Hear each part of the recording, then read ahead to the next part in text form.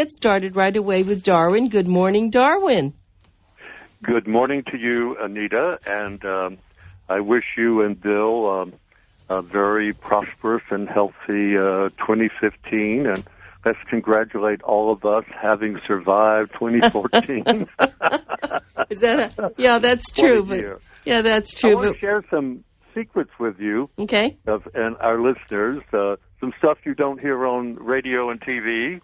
I have learned many secrets about how the publishing world, centered both in New York and California, I don't know about Florida, is gearing up to not only to record events of 2014, but all the election news and the candidates that will be emerging in 2015 to run for president. Shall I say, in a very deeply divided America. It's just amazing how I see that, particularly in New York. There seems to be no middle ground among the people of New York. You're either on one side or you're on the other. So as I made the round of New Year's Eve parties, I heard a lot of talk.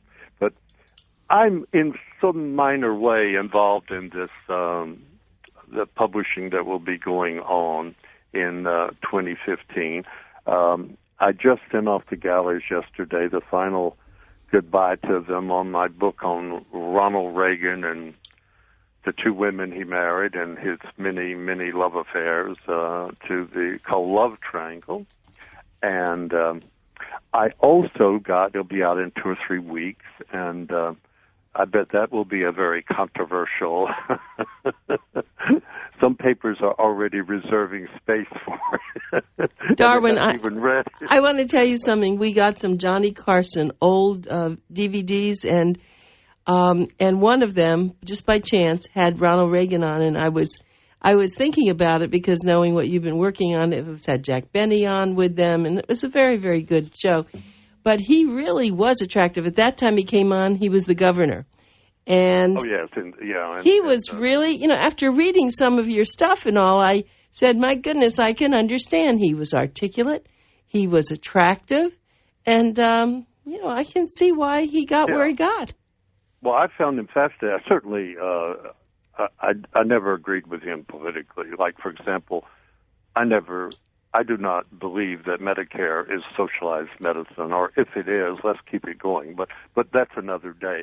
Now, strangely enough, I don't want to give the name of the publishing house, but I've recently been contacted by their executives, and for some reason they had smuggled out my Reagan book before it's released. There are no industrial secrets anymore. As Sony Entertainment has proven, you have to watch who you're sending an email to. And they said they know I've written about John F. Kennedy and Ronald Reagan, and they said, well, we've done a secret poll. Everybody is taking a secret poll. And they said, we think that in 2016 will be a repeat of 1968. And immediately I knew what they meant, meaning if you recall that year, there were all those protests and a Vietnam War, the Democratic Convention in Chicago, which nominated Hubert Humphrey. There were just riots in the streets of Chicago. And they said, what happened? I said, well, what happened? The law and order candidate, Richard Nixon, won. And so there is a feeling among some people, if things continue the way they are, that Hillary Clinton will run, but they think these men think that, and the front runner might be Rand Paul. Oh, my God. And there's some confusion. A lot of voters, his father is Ron Paul, who ran for president. There's a Paul Ryan. So there's going to be a lot of mix-up in those three names. and they said, we want you to do a book on Rand Paul, a tell-all book. And I said, well, now, wait a minute. I said, whether you like him or not, Rand Paul is not John F. Kennedy and Ronald Reagan. I said, take Reagan, for example. I mean, long before he became governor of, the man was involved with some of the most beautiful women of the 20th century. Betty Grable, Susan Hayward, the names just go on and on. Even Doris Day, whom he almost married. I mean, what kind of tell-all am I going to come up with? He married in 1990. He married a woman named Kelly Ashby, and they have 3 sons, and he was an ophthalmologist, and the only thing I know, he got 2 malpractice suits against him. One was dropped, and he paid another elderly woman $50,000 to drop her suit, but that doesn't match Betty Grable. I think probably Romney would be a better one of any of the candidates. He'd probably have a more interesting life. Yeah, well, Anita Finley, a lady we know, actually suggested that I do a book on the Clintons. And oh, absolutely! My gosh. Ironically, now I'm 7 books behind, but ironically, 2 weeks after you made that suggestion, the board who finances my books met, and they want me to do a book on Bill and Hillary, but not I don't want to do a political. I will. I've accepted the deal. It's being advertised now. I haven't even written it. I have, but it will be different from all the other books in the sense that it will be. Well, of course, you can say any book about the Clintons would be political, but I want to write about their relationship, their love affair. Now, there are all kinds of love. Not every kind of love is Romeo and Juliet. I've often compared them to a remark made about Elizabeth and Philip in London. Some commentators said she knew Philip was a womanizer in his heyday. She said the Queen of England does not expect fidelity from Philip. She expected loyalty. And so I want to write about a bearded hippie who at Yale in 1970 who met a feminist activist with a band around her head named Hillary Rodham, and how they got together and formed what they call the plan. And the plan was for him to become governor of Arkansas, using that as a platform to propel himself into the presidency, and he would make her a sort of co-presidency, and she would run for president herself in 2008. Of course, we know that didn't work out, but I think that's amazing. So I want to go into what helped them together through all those years and trials and tribulations and the hideous charges. Now, of all the books coming out, surveys have shown that people on the right wing, by far more, in fact, it may be up into the millions, more books than people on the left wing, meaning right-wingers are better readers than left-wingers. I actually didn't know that. I think they're hungrier for the garbage. Maybe. But so what may now, so far, Hillary Clinton has been the most vilified.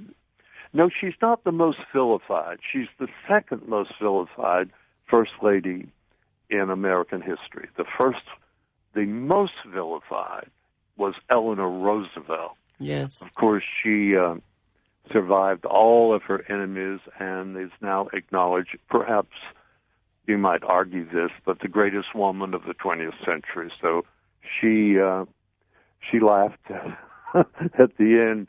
She ended in triumph. Now, but the most books have been written about Hillary Clinton. I have them all. It's just staggering, the number of anti-Hillary books. 2 congressmen consider her the Antichrist. Huh. Now, that puts her in the league with Joseph Stalin and Adolf Hitler, who each were responsible for at least 20 million deaths around the planet. And that's a pretty hard, whether you like Hillary or Rand Paul or Jeb Bush, calling Hillary an antichrist is, perhaps going overboard. So I think that many of those books will be reissued, and it'll be a whole industry. And of course, there are now at least 3 authors working on a book on a lot of the protests, because a lot of that story has not been told yet. For example, many people have a misrepresentation of the Eric Garner story on Staten Island. Now, oddly enough, Staten Islanders have been more informed about those events, I think, than the rest of the world. Mayor Rudy Giuliani, who ran for president and went down into defeat in Florida, that derailed his campaign. He is taking very much the position of law and order, and he thinks that the media has been partly rabble-rousing in its sort of endorsement of attack on the police. But a great deal of that changed in New York. You've been reading about the assassination of 2 fine men, actually a Latino, Ramos, and a Chinese man, Liu, and they were just assassinated in the name of Eric Garner. And so there's been a great shift and outpouring of respect and for the police. I know I've contributed to the fund to help the family pay off their mortgages and send the 2 young Ramos boys to college. They need help. And yes, I see. A lot of people have been helping. Yes, that's good. Yeah, and now you can say, well, there is not enough help for the Garner family. Actually, the Garner family is suing the city of New York for $75 million. But their lawyer has put in really a dumb provision. He said, and they want the city to sign a clause that this event will never happen again. Well, that's ridiculous. No one could ever sign a legal document that something will never happen again. Of course it will happen. That's the kind of country we live in. And so a lot of books will be, and there will be also a book on who was Eric Garner. And really, he had quite an amazing story. It's not an attractive story, but it's going to be written up, and also it will be more what the Staten Island jury said and what they heard that the public didn't hear about Eric Garner. I won't go into it, but just very briefly. But, he was arrested and had violent confrontations with the police 32 times. Now, as I figured this out, almost anyone who has 32 conflicts with the police, you're really setting yourself up. There's a deal of personal responsibility here, and Giuliani is maintaining if you get arrested, don't argue the case on the sidewalk. Go to the courthouse. And that's the way the American system works. And I think that's good advice. You might still be alive. I want to give you a personal story that happened to our friend and my publisher, Danforth Prince. He was driving home, and I live on, as you know, on a one-way street. And suddenly this car whizzed by and narrowly missed him. And then he was sort of like almost in the middle of the road. He knew it had a car crash. And the man was obviously escaping. And the police were on his trail with even a gun out of the window. And they slammed on their brakes right in front of Danforth's car.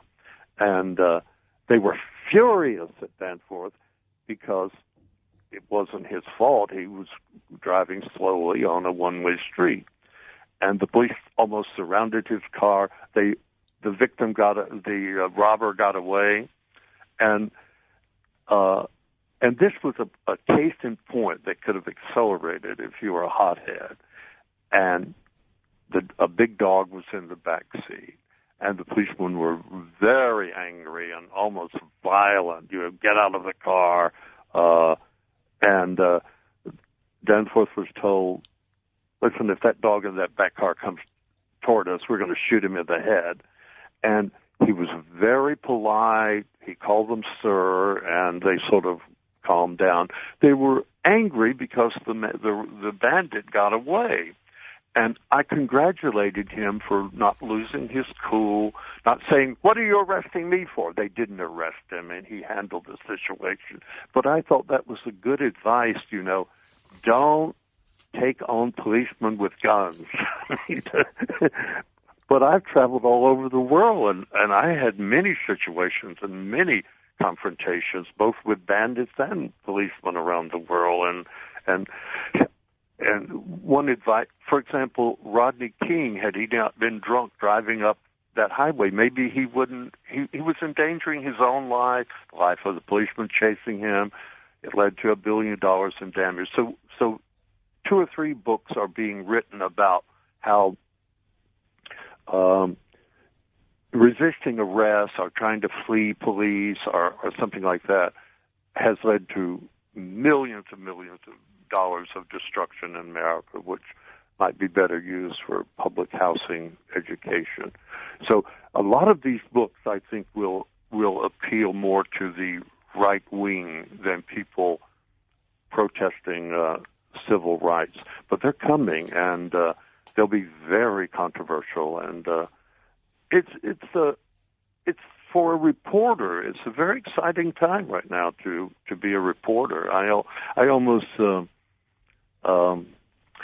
wish I want to do what I'm doing now, but I almost wish I were back being a reporter, because we could talk this morning about the Bill Cosby serial rapist case. Oh, that's something we have not touched. Now that's interesting.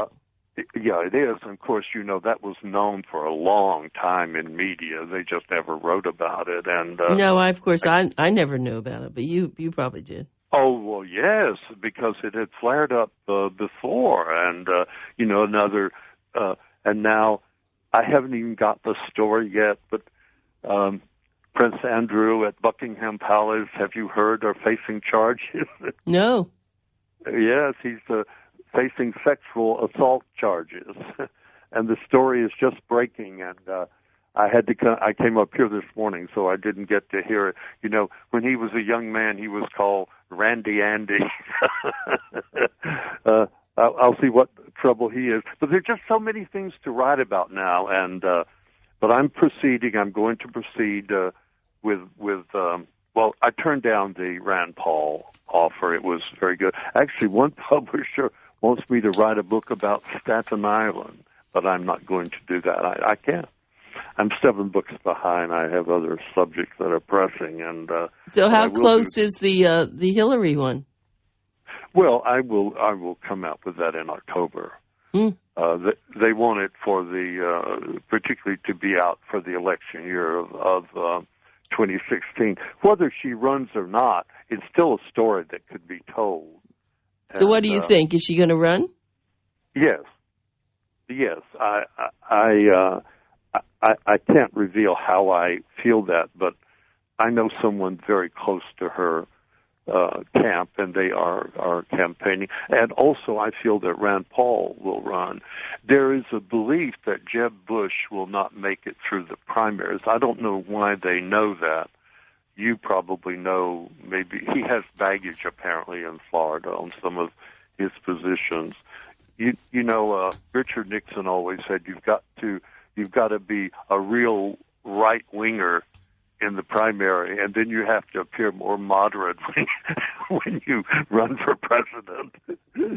So I think it's going to be an exciting year. I really do.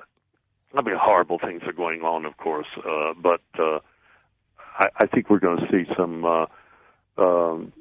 really violent accusations made on both sides. But I'd like to be in my small way a part of it. I think I'm going to get into a lot of trouble over my Reagan book. That people will. It won't necessarily offend the right wing. There are many men in the right wing will say, "Oh, that Reagan! Look at that boy go!" You know? I mean, sometimes men more than women admire men who. Shall we say, played the field? But you don't. I think you once told me, but you don't go. You go all before he becomes the president. Nothing. Yes, yeah. Actually, I do. I do. It ends up in. There's another book to be written about Reagan in the future, and that's how he rose from an actor at the twilight of his career. And the road to power that took him on the road to power. It's a very, very interesting story of how, how many movie stars become actors, and of course Arnold Schwarzenegger wanted to be president, but then he was born in Graz in Austria, and he I don't think he might have made it anyway. And I will record it, and I would think, though, Hillary, who a massive assault is going to be prepared on her, and she must be tough as nails at this point. You just won't believe some of these books I've read here on her. It's just amazing. But she is very hated, and I think she's strong, though. I think if she runs, she will survive the assault. But some of these people could be right. It depends on what happens in 2015. A lot of the protests, people are turning against them, particularly now with the assassination of the policeman here in New York. I've never seen the city this divided. I try to be a reporter, looking at both sides. That's how I was trained on the Miami Herald. You got to look on. I mean, each side has some legitimacy. But it's a tough time right now. And, one thing then, because we're running out of time, I just want to say, and I think that you, because you've been in the media, is for so many years we had to wait to go to the movie theater to see the news. And now every little nit, every little nothing, every little something we hear momentarily. And I think that's changed everything in everybody's mind. That's the problem. It isn't the media. It's what's gone on in our society. So anyway, we could talk about that another time. But, Darwin, one thing I think came out of this is, of course, it's terrible. We don't want policemen to be hurt. But on the other hand, I've had a few things that had nothing to do. Really, I was in an accident, and the policeman was just interviewing me, and he was nasty. And I had been so there needs to be some cleanup of their attitudes. They need to be humane, as well as help the public. That's all. So it's on all sides. It's not. Yes, that is my belief too. Right, right. And you've got so many good men, and right. And you have a very, for example, the encounter I told you with the Danforth's dog. That could have been a very nasty. It starts out nasty. I know that, but it shouldn't, and that's what I'm saying. That anyway, we can talk about that another time. But I have loved talking to you and my great friend, New Year's friend, and I hope that we can see you. I hope we can hear more from you, and take care of yourself. Okay? I have just one question. Yes. Did you see the interview? Did I see the interview? What interview? The James Franco movie. Oh, no, I haven't seen that. Should I see it? Oh, yes. Okay, I'll see it and we'll talk about it. I saw it last night. Okay, we'll go and see it. Practically launching World War III over this movie. Thanks so much. We'll talk about that someday. Darwin, I loved it. Thank you. To you and Bill. The same to you. Bye. We'll be right back. We have another.